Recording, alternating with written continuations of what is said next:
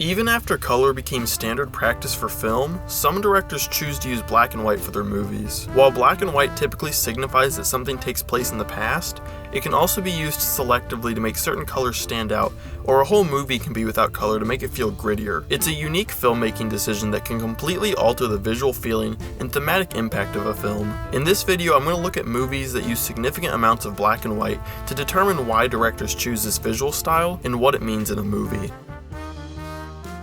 Directors can use black and white to make a film story feel tonally darker. The first way this coloring choice works is that simply not having vibrant color makes the film feel less happy. Just look at this scene. By taking away the color, it already changes the tone and makes the scene feel less upbeat. Without color to distinguish objects in a scene, directors have to work with light and shadow to create the visual tone they want on screen, and this hard contrast between dark and light help contribute to the tense feeling that gritty films have. Just as dark, gritty films focus on something specific and examine it closely, removing color leaves the audience with just light and dark, providing a much narrower scope through which to take in the events of a film, and it makes everything stand out more. In a color film, differences in lighting levels may not be that pronounced because the color is the same, but in a black and white film, the only thing the audiences can see is differences in lighting levels, so any sort of shadow is magnified and every texture is more pronounced. This physical feeling of the film is what makes it feel raw and gritty.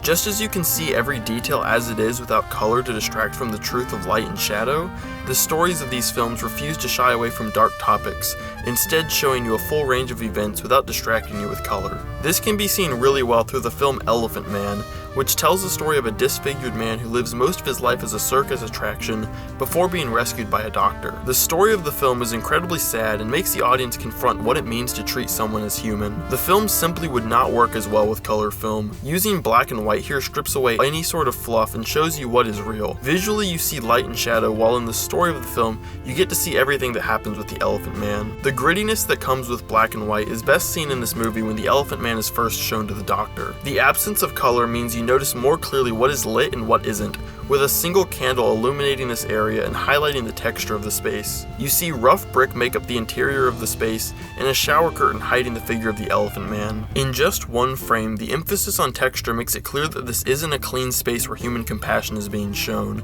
but rather like how an animal would be treated, and it's clear that the Elephant Man is being mistreated. The camera cuts to the reaction of the doctor, and the interplay between light and shadow makes his facial expression carry so much emotion.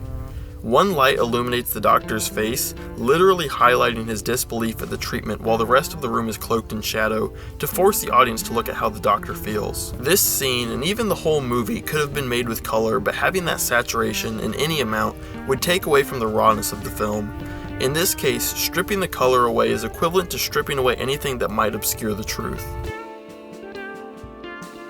Black and white can also be used as the primary color scheme for a movie, with certain items colored in order to make them stand out from their environment. Just as the black and white color scheme makes texture and lighting stand out, selective coloring, like you see in the movie Sin City, can similarly make important objects stand out. Sin City uses this for a primarily stylistic purpose, having blood be colored red and the color of police lights spilling into an otherwise black and white car interior. The use of color here takes the benefits of black and white filming, focusing your attention, and then has an element break this rule to make that stand out in your mind. It's a great way to make so many scenes so memorable and impactful. You can quickly look at any scene with color in Sin City and immediately know what's happening because the color makes it clearly important and ensures that you are going to see it. The use of color here is used as primarily a stylistic decision that guides the audience's eye to the most important and memorable parts of the scene, and does a great job of giving the film a unique visual identity. A similar use of color in a primarily black and white movie can be seen in the movie Rumblefish. The movie follows Rusty James, the younger brother of a gang leader called Motorcycle Boy. The movie uses a black and white color scheme to convey how Rusty James is confined as a result of following in his brother's footsteps. Just as the film is limited to black and white, his worldview is limited to only what he's grown up with, primarily the influence of his brother. There are fish in the movie which do have color, serving to visually stand for the idea of freedom and the ability to choose your path in life, should Rusty James choose to break free from his desire to follow in his brother's footsteps. This visual metaphor connecting color and freedom can be seen even more clearly at the end of the film. Rusty James and his brother steal the fish from a pet store and free them from their tanks by pouring them into a river. This act of moving fish from a confined living space into the freedom of the river mirrors the freedom that Rusty James realizes he has. He looks at his reflection in the police car and it's completely in color, symbolizing how his freedom to choose his path in life has always been within him rather than with his brother, and the film ends with Rusty James riding his brother's motorcycle out to the ocean, finally living his own path in life. As opposed to the primarily stylistic purpose of selective color in Sin City, the selective color in Rumblefish serves a thematic purpose and separates the fish from the rest of the world in a way that would be difficult for a color film, allowing for the visual metaphor of color standing for freedom to be more clearly developed.